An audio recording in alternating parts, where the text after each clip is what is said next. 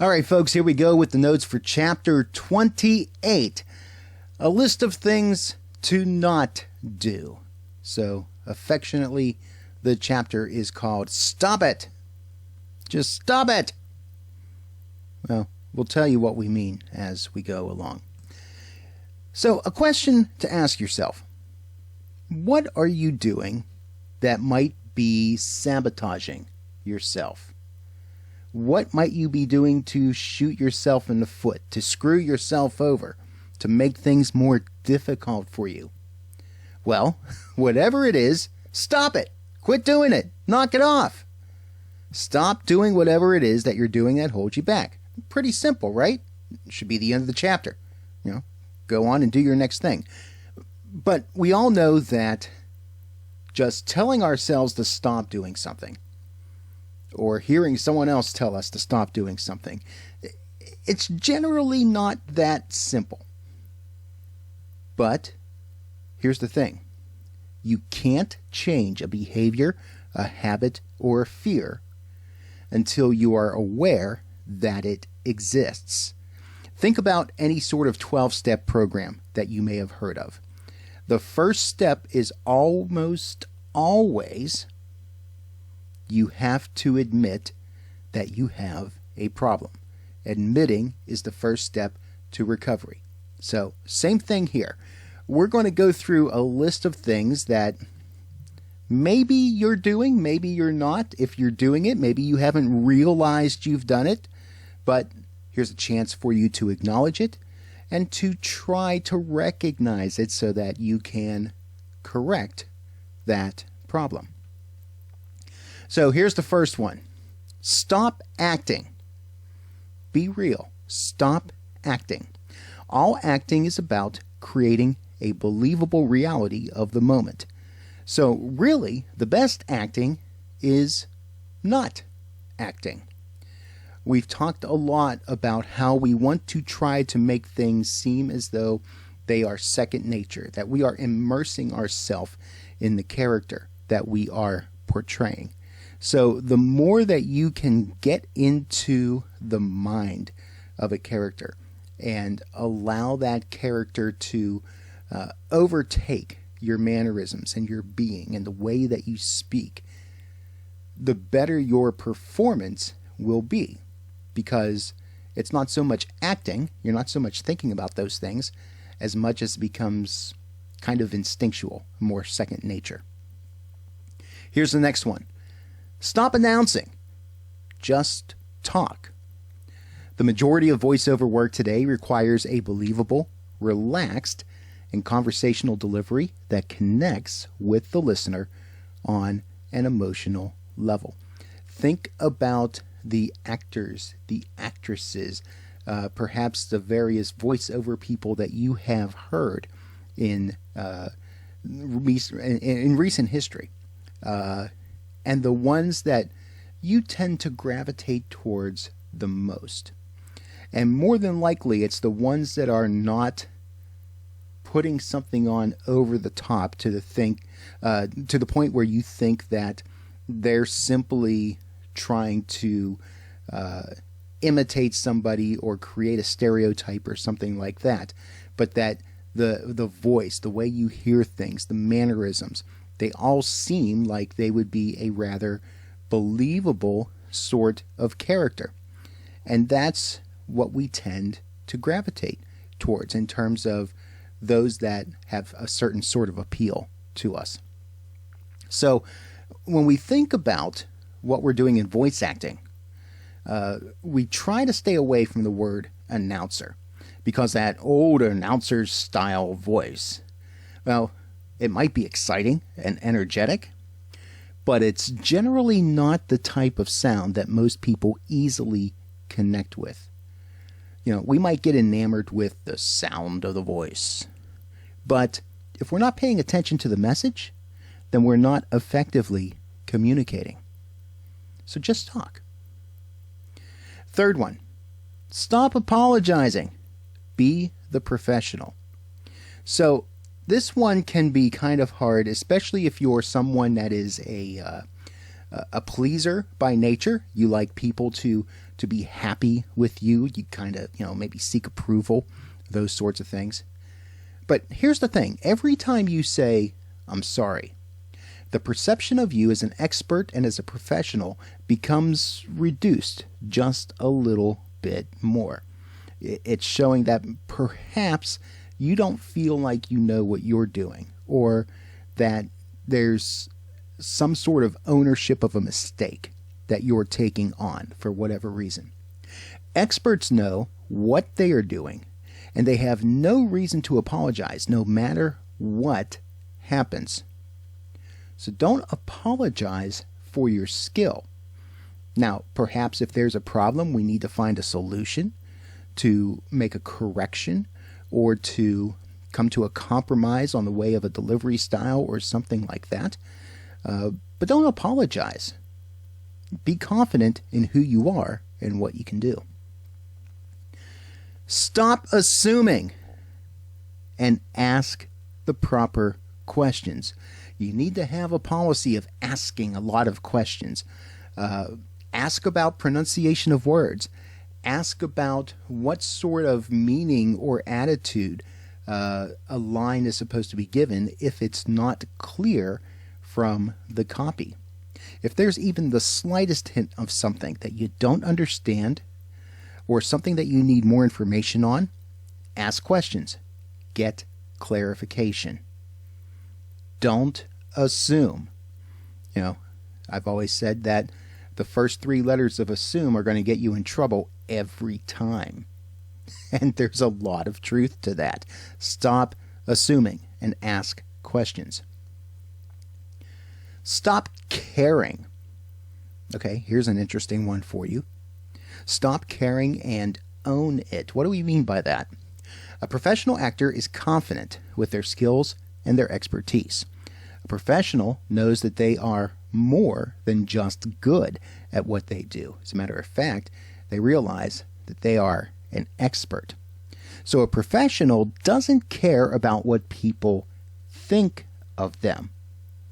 This kind of speaks to that person that is seeking approval. Get that sense that you're good enough, you're strong enough. And as you do that, you're going to have a certain aura of confidence about you.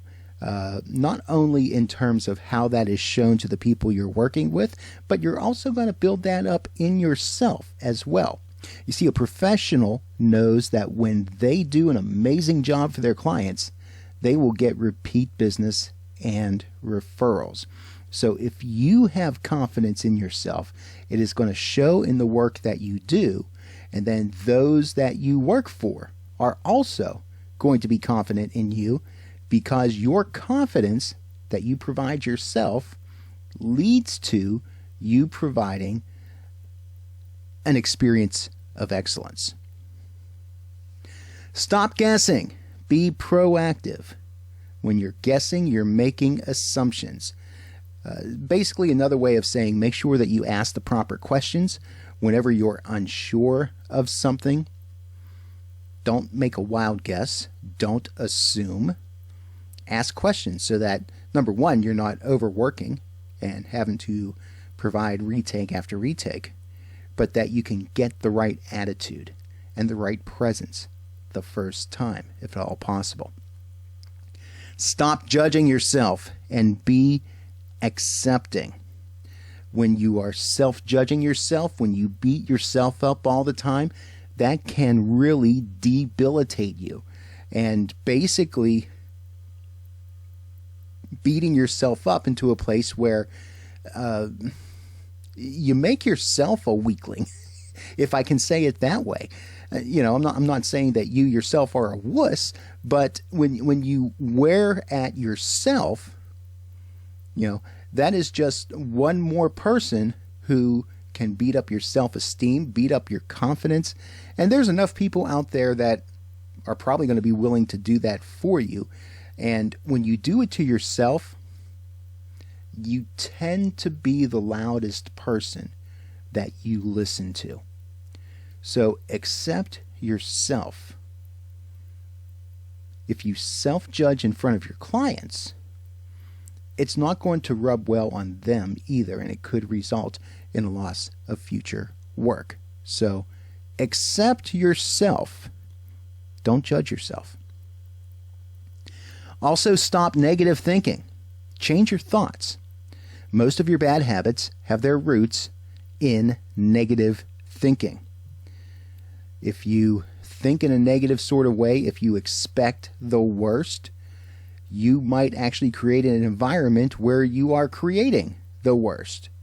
So there is a sense of having a positive attitude and looking to the bright side of things and being hopeful that you can actually lead yourself to doing more excellent work when you come into a project with the right frame of mind. So learn how to maintain a positive attitude and turn your destructive, negative thoughts into constructive, positive thoughts. So an example of this would be, oh, I sound too loud and annoying, and then beating yourself up over that.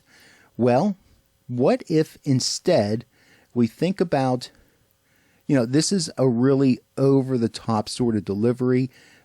Perhaps it's too empowering.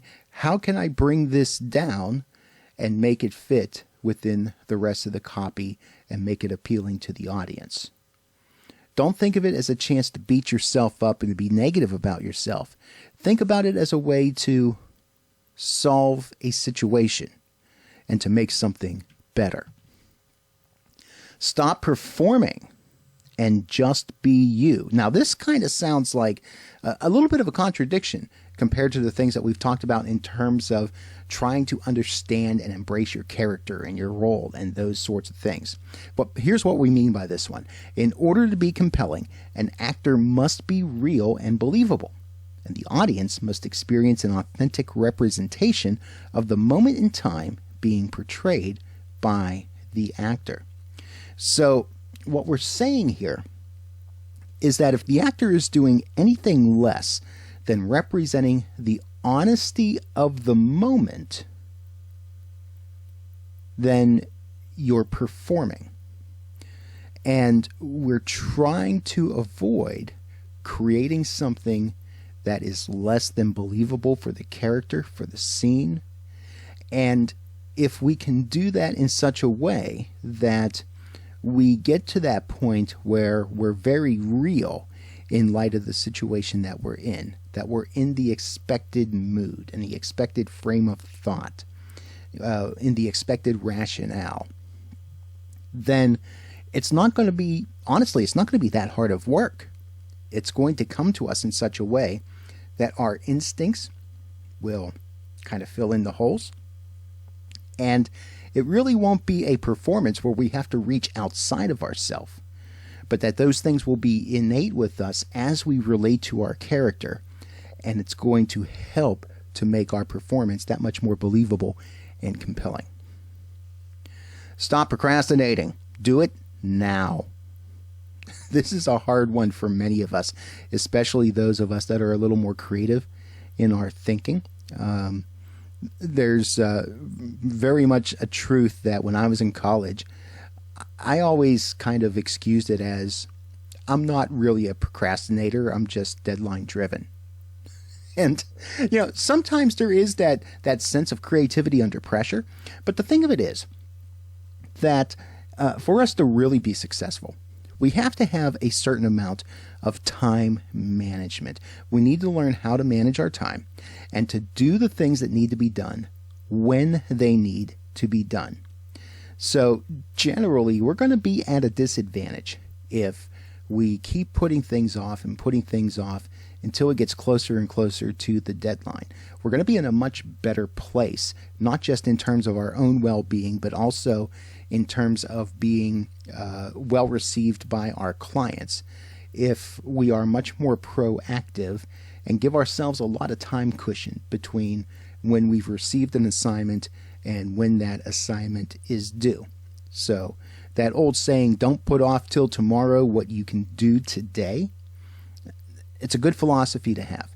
So if something needs to be done, most often that means it needs to be done now. Or at the very least, you need to be in planning so that you know what the proper response and the proper course of action is going to be, and to do so in such a way that you're not stressing yourself out at the last minute. Stop reading. Talk like you mean it. When you are only reading the script, you will sound like you are reading the script, and that's not being real. There is a difference to how we speak when we let the words flow out of our mouth and they sound more natural than when we are reading something. So you want to, as much as possible, not just read the words, but you want to let the words become you in that role of that character, that they become like they're just shooting from the hip, that they're very natural, that it's the absolute response that your character would give in a certain situation and a certain place and time. Stop second guessing your client. Admit that you might not know it all. And this is a tough one for some of us, especially when we think we do have it all together, or we think that those that we're working with may not have it all together. But here's the thing, you're working at the pleasure of the client. So when your client asks you to deliver their copy in a certain way, it is your job to meet their needs as much as possible, even if it means going against every instinct in your body. Do what you're told, how you are told to do it. If they want your opinion, they'll ask for it. Otherwise, yes, sir, yes, ma'am, right away, here you go, just like you like it, all wrapped up in a nice, neat bow. Meet their needs. Deliver to their expectations. But just as you should stop second-guessing your client, you should also stop second-guessing yourself. And what we mean by that is commit to your choices. When you second-guess yourself, you are not being consistent with your choices, because you're starting with decision A, and then you're unsure of what you're doing, so you jump to decision B, and if you jump to other decisions after that and after that, there's not really an opportunity for you to create a flow of your character. So the ability to become consistent becomes much more challenging as you're trying to jump from scenario to scenario and thinking to thinking. So you want as much as possible to make a decision and then commit to it. So that way, not only do you have a much easier time representing your character, it also helps in the logistical process, because again, your interpretation winds up varying from one take to another when you're not being consistent, and that makes editing very difficult. So do your best to be consistent in your choices. Stop overthinking and just let it happen. Most voiceover talent overthink their work. They overanalyze. They often overact as a result of that. And it winds up becoming something that is not very natural. This kind of goes back into that idea of second-guessing yourself. You can also overthink something to the point where you wind up just overkilling and putting too much into something to the point where you really don't sound believable as that character. So it's important to woodshed your script.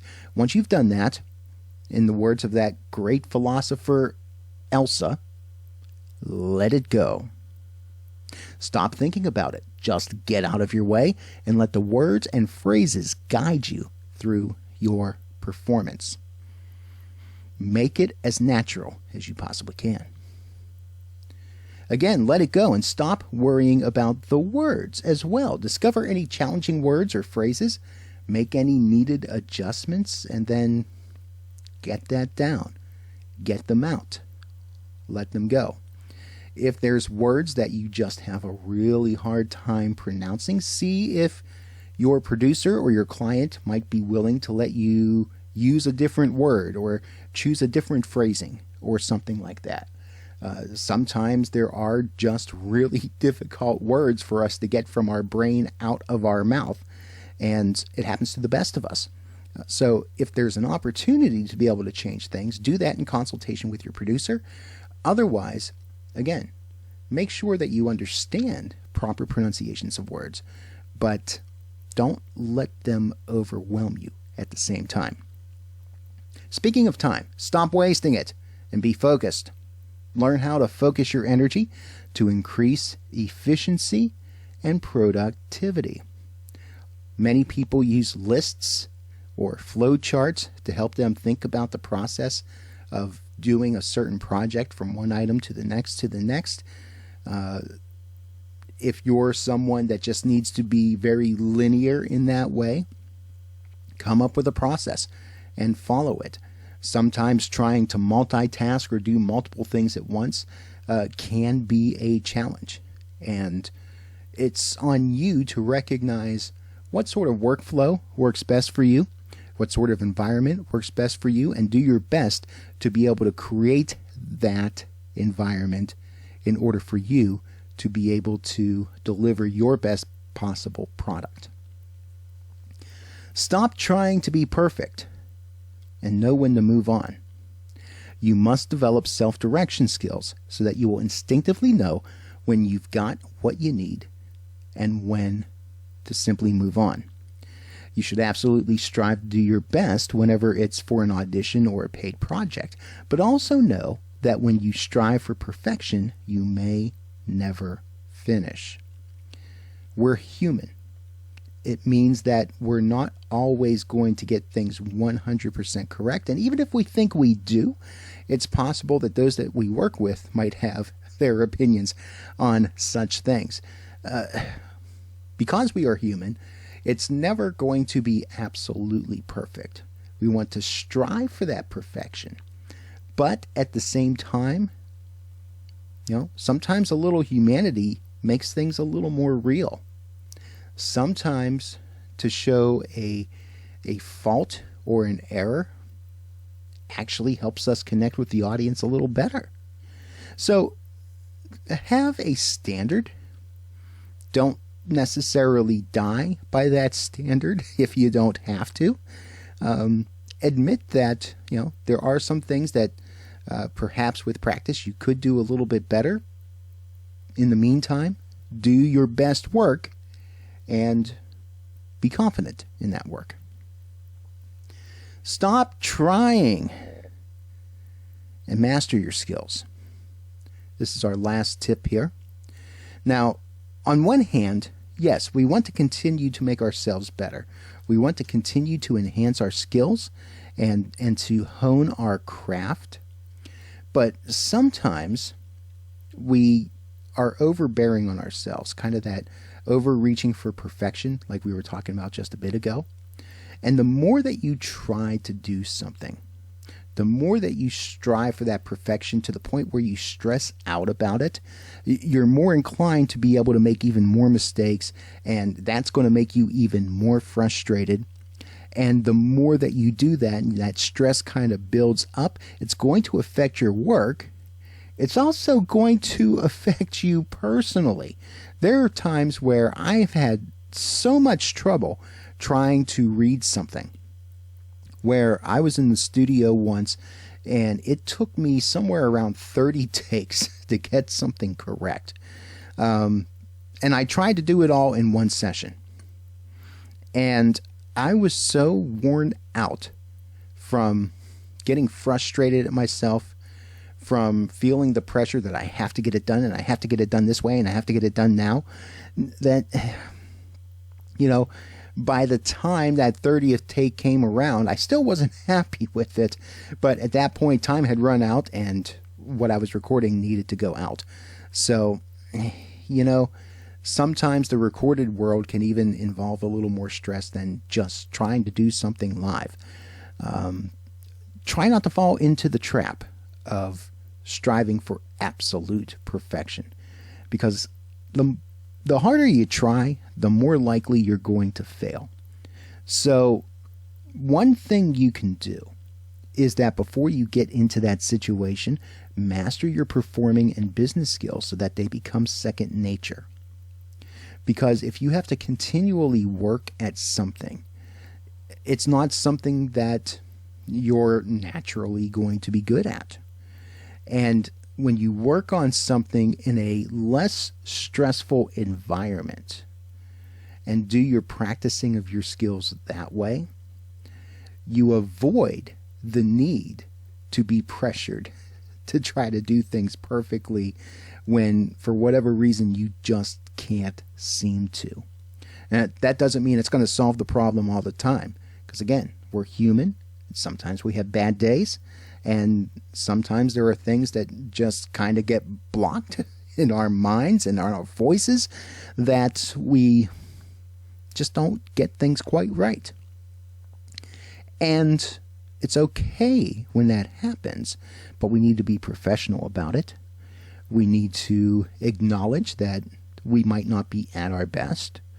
We need to maybe at times step away from something when we have the luxury of time to be able to do so. Breathe, collect our thoughts, and maybe try it again a little bit later, or maybe allow somebody else to do it, whatever is necessary. But the thing is, before you get into that point, it's good for you to recognize where your limitations are, to work on those limitations, and in the process of practicing in a less stressful environment, make those limitations a little less of a limitation.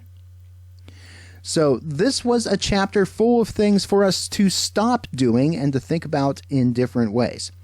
And I hope these things are ones that get you thinking about what maybe some of your weaker points are, some of the things that challenge you, and maybe make you think about if there's ways that those could be improved, or if instead you build on your strong suits and really, really push those. Whatever it takes, but be very real with yourself and don't beat yourself up over it, but embrace who you are and continue to strive to get better every day. So at this point, finish those notes and study questions, get them turned in, share your comments and your questions and your maybe some tips and tricks on ways that you deal with some of these issues. And when we get together to talk about these things, hope you share them. I would be interested to hear, and your classmates would be interested to hear as well. So I'll catch you when we talk about these things together.